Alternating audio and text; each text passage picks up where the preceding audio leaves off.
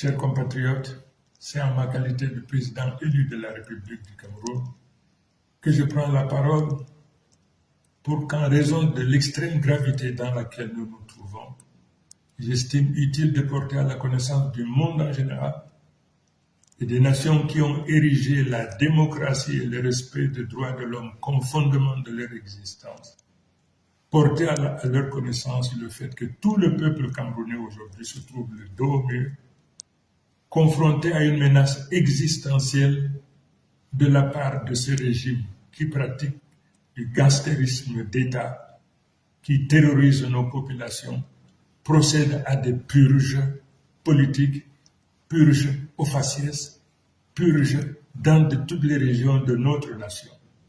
Une situation inacceptable, intolérable, dès lors qu'en dehors de toute procédure judiciaire, des dizaines, des centaines, des milliers de Camerounais sont arrêtés, incarcérés, persécutés.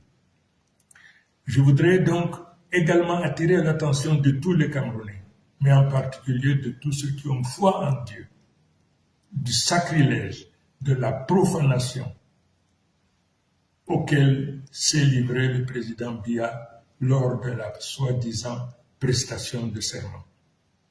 Le monde entier sait que Biya n'a jamais été élu.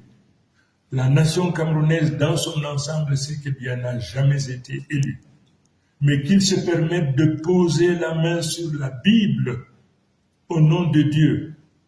Il apparaît donc aujourd'hui à tout le monde que pour M. Biya, Dieu n'est qu'un instrument qui lui permet donc de réaliser ses basses besognes.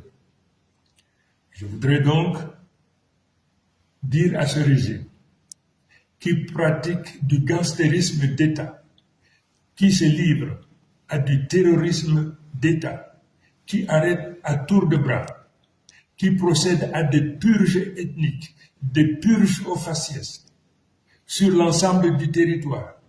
Je voudrais donc demander à ce régime, du haut de ma responsabilité, parce que élu aujourd'hui de la République du Cameroun, de cesser cette pratique.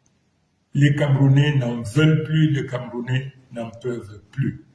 Et pour ce faire, je leur donne 48 heures pour arrêter, pour libérer sans condition tous nos enfants, tous les Camerounais qui se trouvent aujourd'hui dans les prisons du Cameroun de manière générale.